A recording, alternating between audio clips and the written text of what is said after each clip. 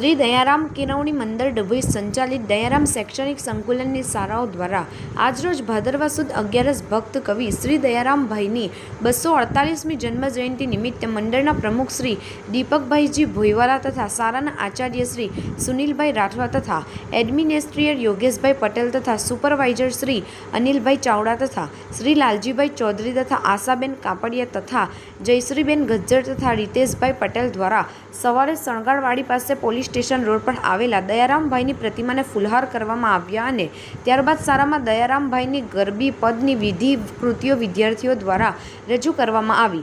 વિદ્યાર્થીઓને પ્રોત્સાહન ઇનામ આપવામાં આવ્યા. શ્રી દયારામ કેળવણી મંડળના પ્રમુખ શ્રી દીપકભાઈજી ભોઈવાલા દ્વારા તમામને શુભેચ્છા પાઠવવામાં આવી અને શાળાના આચાર્ય શ્રી દ્વારા તમામનો આભાર વ્યક્ત કર્યો હતો. આમ આ કાર્યક્રમ ખૂબ જ સુંદર રીતે સફળ બનાવ્યો હતો. રિપોર્ટર ફઝલ રઝાક ખત્રી, ગુજરાત અદ્ભુત ન્યૂઝ ગુજરાતી. ઓકે.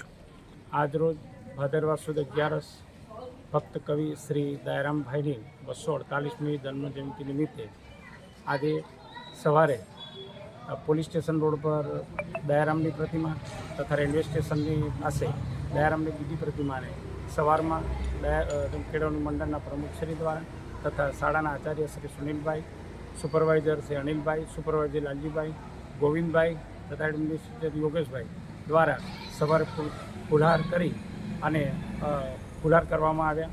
ત્યારબાદ મંડળ સંચાલિત દયારામ શૈક્ષણિક સંકુલમાં વિવિધ શાળાઓ દ્વારા Shri PC Desai English medium school, GM Vasaiwala પ્રાથમિક શાળા, દયારામ પ્રાથમિક શાળા, શ્રી અમિત દયારામ શારદા મંદિર માધ્યમિક અને ઉચ્ચતર માધ્યમિક શાળાઓ દ્વારા ભક્ત કવિ દયારામની જન્મજયંતિની ખૂબ ધૂમધામથી ઉજવણી કરવામાં આવી, જેમાં ગરબી, પદ, ભજનો દ્વારા વિવિધ કૃતિઓ શાળામાં વિદ્યાર્થીનીઓ દ્વારા ઉત્સાહભેર ભાગ લઈ અને કૃતિઓ રજૂ કરવામાં આવી.